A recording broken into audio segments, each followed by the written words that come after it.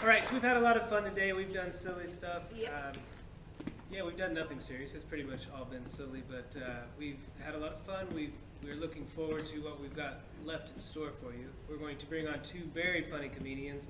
Normally, I like to just kind of do the introductions on the fly and wing it, but this is interesting enough. I think I'm going to go ahead and read this verbatim. Amanda in Marino is a full-time law student with a couple of part-time jobs who also freelances as her own pancreas, which she'll tell you about in a minute. She can generally be found traipsing through the comedy attic in red heels and black clothing, where she is a noted, attempted stand-up comedian. But she is honored and excited to be here with us tonight. Amanda is generally what she would describe as social media distant, but you can check her out on YouTube if you want to see more of her funny stuff, and LinkedIn, I guess, if that's your thing. So, on that note, without further ado, Miss Amanda Marino. Thank you. Hello. I'm so excited to have you guys here with me. I know that you know this is a fundraiser, and I'm going to help you out, okay? So grab your phones. I give you consent. Pull out your phone right now in the middle of my performance. Do it. Or pen and paper if you're old school. I don't care. Whatever suits you. You at home have to do it too. I'll know. And I'll tell your mom if you don't. You have to do it, okay? You're going to listen to this set. And every time I make you laugh, give a little X. Mark an X, okay? And every time I make you groan or hit you a little too close to home, and it's just like, oh, I felt that, but it made me sad. That's an O, okay? And at the end, we're gonna tally up the X's for $1 and the O's for $2, and that's your recommended donation. You're all like, oh, or you're like, maybe she's not funny. Maybe she's just not funny, and I will save a bundle. Like, I was gonna donate, but she's bad, so never mind. Also, if you're wondering, the reason the groans are worth $2 is because we want to help them fund better performers than me. That's the goal, okay? Like I said, I am so excited to be here. You will notice that I am wearing red heels. Gotta show the camera. Red heels. I do it a lot, and I've found that it is the easiest way I can get unsolicited negative opinions about my apparel from both men and women. It's wild, you guys. They're bad for your back. They're bad for your knees. They're bad for your brain. Probably they're not, so like, calm down. But everybody wants to tell me how they become a chiropractor whenever I put on heels. I don't know why. I don't really care why. And there's also the comments of, why would you wear shoes that someone can't walk in? Oh yeah?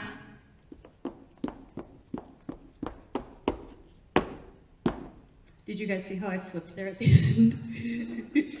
Ooh, I almost played myself.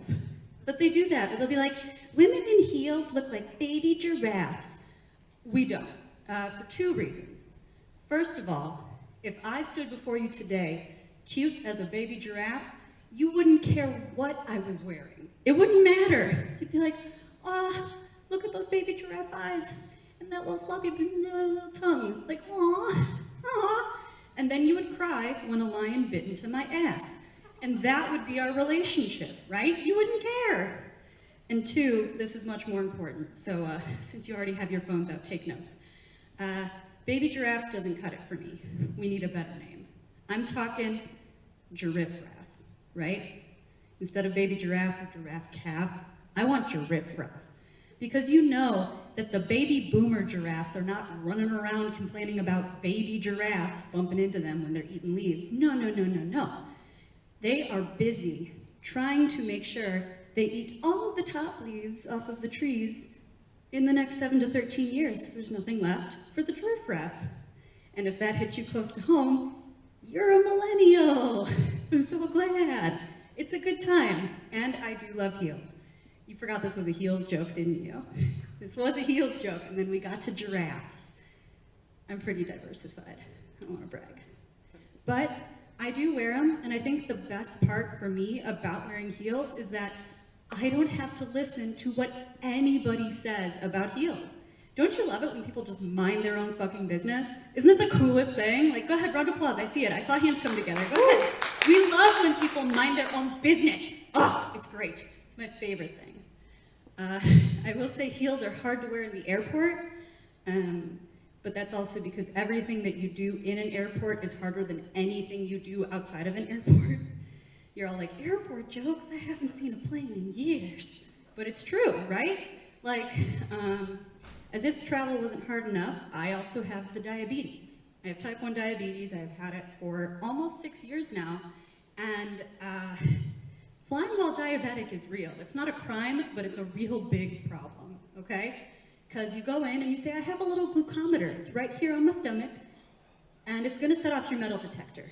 And you're gonna tell TSA, right? Because then they'll be like, no problem, you're good. And they'll send you through.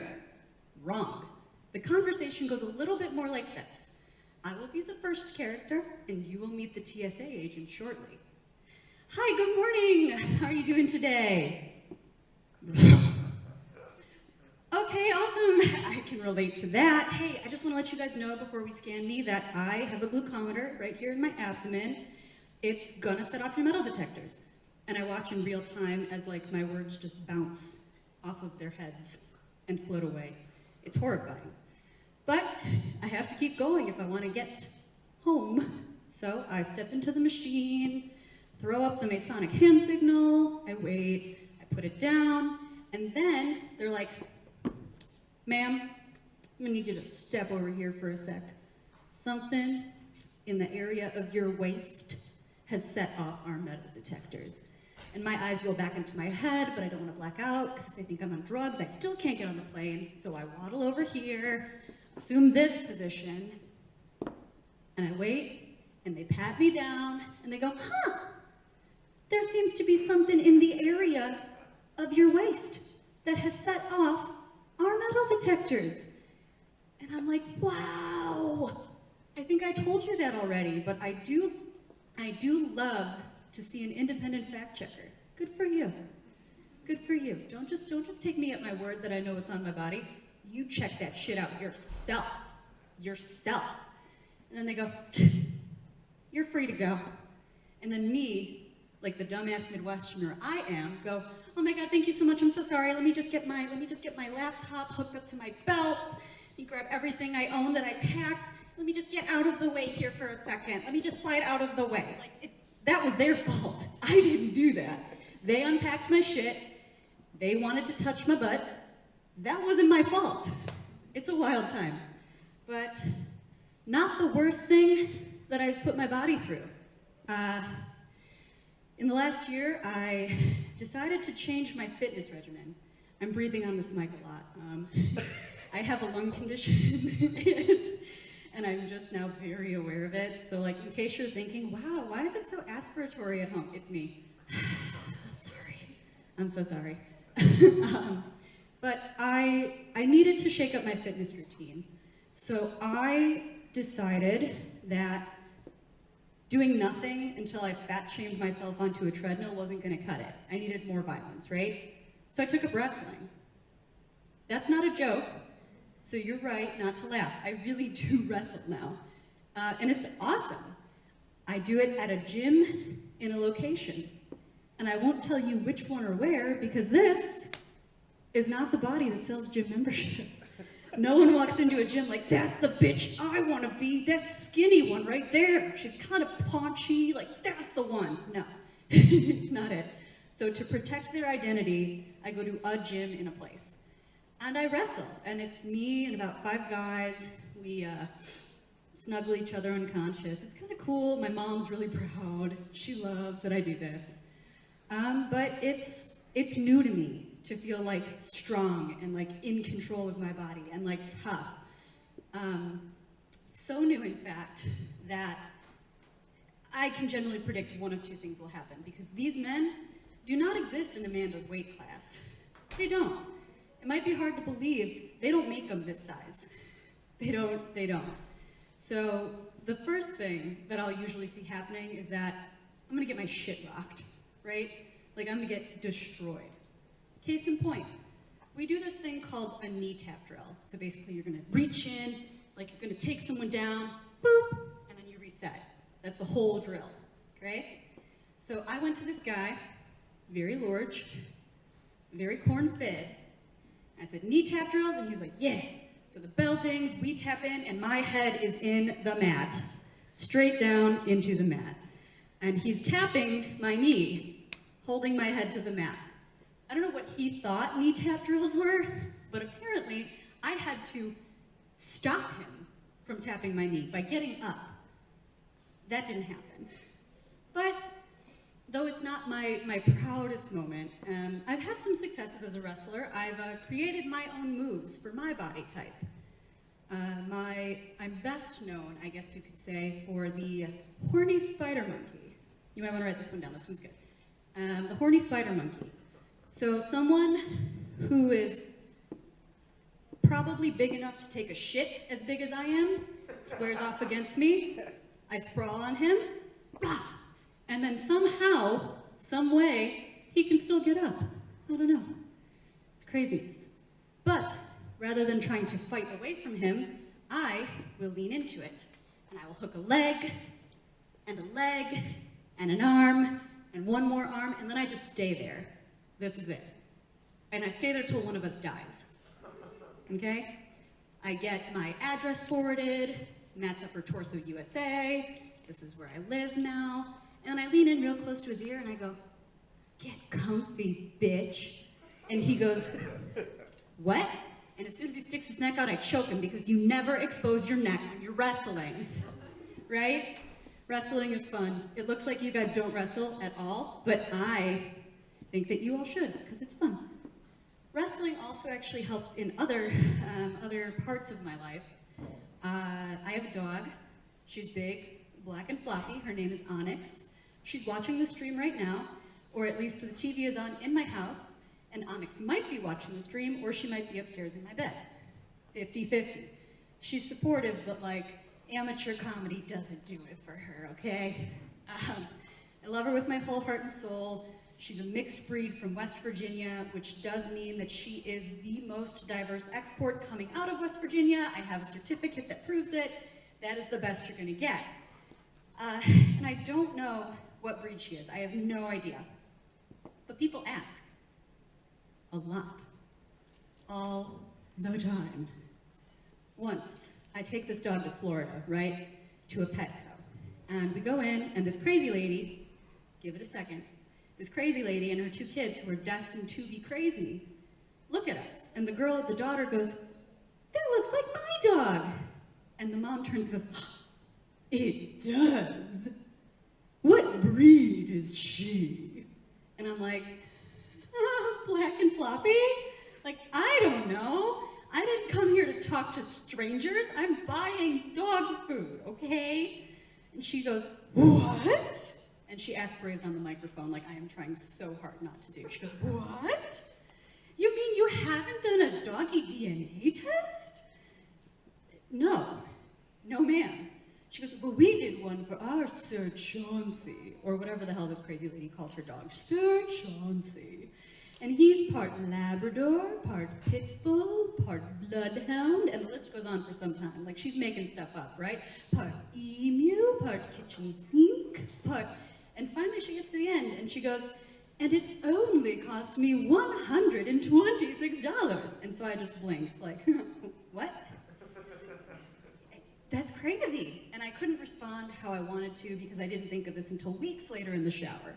But I wanted to say, wow, I am the proud owner of a black floppy dog and $126. Are you kidding me? Like, can you imagine? First, that I have $126 somewhere at all that I can spend. That is a joke. Wrestling was real, this is a joke. I don't have that at all. So I send it away, they send me a kit, I get a sample from my dog, somehow. I send the sample in the US Postal Service, and then they send me a letter, like I'm gonna open it up, and I'm gonna be like, Beagle? You lied to me. Like, no, I'm kind of committed. Whatever the hell she is, she's my dog. And she's supportive. Whatever I do, as long as she is rewarded after, was a good thing, and I should keep doing it. Which brings me to the fact that I think I want to tell you guys something. I feel really close to you. I feel really close to you, even though I'm literally not close to you.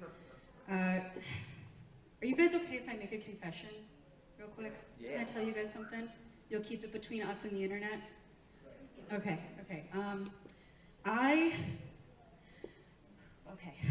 I am a proud bitch drink buyer. You, bitch drink, like, right? Bitch drinks.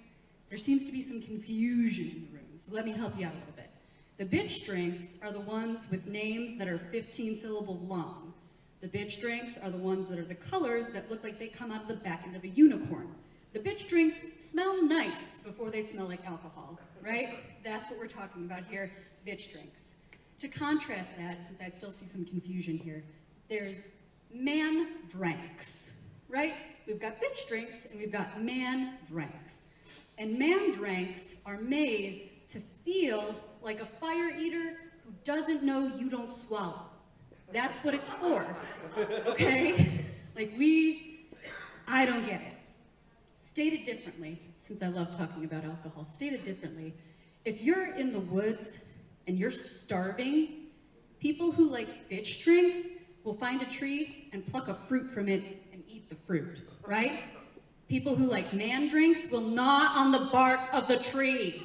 We don't know why. You don't know why. Think about it. Why do we do that? Why do we go, it feels like I swallowed a campfire? There's no reason. You guys took my bitch drink news really well, so I guess I can tell you, I do also drink man drinks, but for like one specific reason. Do you guys remember bars that were like open and people would be in them? And if you had boobs and no chaperone, like you were approached by a man who was usually probably kind of sweaty? Like we recall this happening? Okay, so when this happens again in the future, and I look forward to it happening again, the situation, if you will, plays out something like this.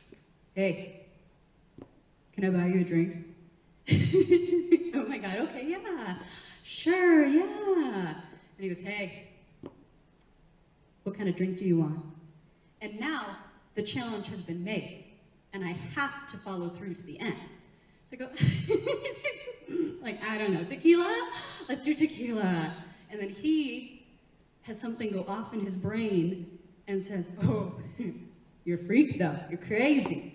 And I'm like, I don't know, maybe after the tequila I'm crazy, I don't know, I don't know, let's have tequila. And then he turns to the bartender, and this is where I feel bad, because the bartender did not bring this upon himself, but he is now a bit player in my grand scheme, because the bartender is going to slice up some limes, and he's going to take out a salt shaker, and he's going to pour the shots. And then the guy's going to pick up the shots like he thinks he's a crane game, and he's going to be like, hey, this is for you. And I'm be like, oh my God, thank you so much. Oh my God, I never do shots, right? I never do shots, even though I'm like a monster. So he's done that. He goes, hey, cheers. And I go, salute. And then he turns around, his head just briefly this way, because he's going to lick his hand, and he's going to salt his hand, and he's going to pre-squeeze that lime, give it a little, so it's ready for him, so he doesn't have to experience the man drink too much. Right? Just enough man drink. Prove yourself. And by the time he's done with all that and he looks back, I have taken the shot, left the salt and lime, and gone to a new bar. It's my favorite thing to do. It's my favorite thing to do. Some of you are laughing. Thank you, thank you, thank you. Some of you are laughing. The rest of you are the guys I've done this to. I'm not sorry. I'm not sorry. Don't talk like this. And then maybe I won't do it to you, right? Women are so cool. Right? Women are really cool, like they're awesome. And like men love to sing about women, don't they? Also, for the record, I do like men, don't get confused. We just have to go into the weeds a little bit, some stuff we have to address, but overall men are okay. Men like to sing about how much they like women, right? Songs since the dawn of man, any discography you check that belongs to someone who is sexually attracted to women is gonna be including the description of the woman. Women do it too, but the man is the problem that we're handling right now, right? What we don't see a lot of, and what I love so much more, is when women sing about women, or when they sing about how hot they are, because we are. Oh my God, we're so hot. We are soft and strong, and we smell good, and it's, I mean, like I'm a little sweaty right now, but it's amazing, right? Like, you guys might be familiar with Megan Thee Stallion. Yeah, maybe, loosely. She sounds like someone who maybe conservatives have been upset at. Like, yeah? Yeah, okay. So she's got a song called Body with a very popular refrain that goes, body, adi, adi, adi, adi, adi, adi, adi, adi, adi, adi, adi, adi, adi. Right? You know that one? But then there's a verse, though, right? And you get in there, and she goes, the category is body. That's just the way it's sitting. The ratio so out of control, that waist, that ass, them titties. If I was me and I would see myself, I would have bought me a drink, took me home, did me long, ate it with the panties on. Like, what? She's so hot. Isn't that amazing? And like, she's singing it for you, so you can be hot as well. Like you, what is your name, ma'am? You. Yes, you. Jess. Jess, oh my God, you're so cute. You've got a cute necklace on. You're so cute. You're socially conscious with a mask. Oh my God, and right here, my friend, my lovely lady in yellow, what is your name? My name is Laria. Laria, oh my God, your name is a symphony. You are so cute. Like, isn't it so easy, right? Like, we should just do it. It's so easy and it's so fun, and it feels good, right? Like, you guys feel okay? A little bit uncomfortable, but you didn't have to do anything, so you're okay, right? Yeah. Someone want to gas me up? Like, I'm all excited now. Like, someone tell me something good. Oh, just applause. You're all like, eh. She's kind of ugly, but you know, she can have a clap. That's okay. I get it. I know that women gassing up women is a good idea. I am certain. And I know because I have a lot of good ideas, right? Do you guys want to hear a couple of my really quick good ideas? The first one is to silence your cell phone in a show. You guys don't know, but there was a cell phone. He's embarrassed. I'm sorry. My real first good idea is for those of us who like video games and movies that are post-apocalyptic in nature, we need to start talking about the yeast infections those bitches have, right? They are walking through standing water in jeans, the same jeans, likely from the beginning of the film till the end. Those bitches are baking a loaf of bread in there, and if you don't think so, you don't have a vagina. It's true. It's my first good idea. My second good idea is, as a society, we need to abolish the bra, because why would I pay $49.99 when I know that there are dudes and ladies out there that would hold these up for free? Why would I do that? That's so silly of me. That's just throwing money in a fire, because I don't want to let someone hold my boobs up while I go about my day. That's silly. My last good idea, I think, will appeal to the whole crowd, because it's about produce. That's right, we got some veggie jokes in this bitch. Are you guys excited for produce humor? This is my, yeah. Oh, we got the vegans. The vegans are here. Well, if you're vegan, you might not like this one as much, but it's okay. So this is my theory. A la carte produce. Because I am one woman. I am rather small, and I live alone. I don't need a whole head of lettuce. There's no reason, right? I'm gonna use 3 leaves of that lettuce, and then it's just gonna turn into something that could probably cure cancer in my little CRISPR, right? Is that what it's called, CRISPR? I'm like 26, I should know that. But yeah, so like, we don't need that. Cabbage, you need to like shave off the top and give the rest to somebody else. Give it to an angry vegan. We can save the angry vegans if we just give that cabbage to somebody else, okay? These are my theories. And I'm glad that some of you seem supportive, and the rest of you, I didn't ask you. I didn't ask you anyway. I am almost done here. I am wrapping it up, and I'm so glad that I got to talk to you guys. You had to listen to my unsolicited opinions for 30 straight minutes almost, and I appreciate that. But really quick, in case you didn't think I was going to circle back to this, who wants to share their X's and O's? Does anyone have an X and an O? They want to share their tally? At home, just shout it really loud out your window. You have somebody who's commenting online, and they have 1, 2, 3, 4, 5, 6, 7 X's and 2 O's. Is it Tamara? Yeah, Tammy Bingham. You're so lovely. I've been watching you watch YouTube all day long. But I've been watching you. Okay, so if you do that math, I believe it was 7 X's and 2 O's. So what is that? 11? Oh my God. Are there any teachers? We need a teacher in the house. Is there a teacher? Calculator? So yeah, that is $11. I know you guys all kept track. You were just very shy about your exorbitant numbers.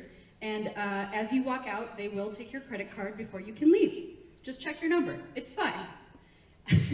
You're all like, no, I didn't do that. I could barely pay attention to what you were saying, you crazy bitch. And that's okay. I will leave you with this, because I know they're watching right now. My family is the biggest support system I have in literally everything. In comedy, in law school, in continuing to survive without a pancreas that works. They have my back.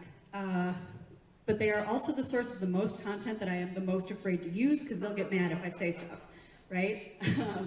But I want to tell you guys one thing about my family, because I personally have never laughed so hard in my life as I did when I had this conversation with my mother. My dad used to be a smoker. He, started really young, quit on and off and on again, probably on because like you guys have spent half an hour with me, right? Like you need a cigarette break, and I get that. But my mom was telling me, she was like, Dad was smoking in the garage, and I don't like the smell, but he covered it up with some Axe body spray. He what, Mom? Well, he sprayed some Axe body spray over where he was smoking. And I was like, Mom. Mom, she's like, Mom, listen. That story would have hit me the same as if you had said these words. Dad got sprayed by a skunk walking through the woods the other day, but then he shat himself to cover the smell. Thank you guys so much. You have been so fun to hang out with, and I love being with you.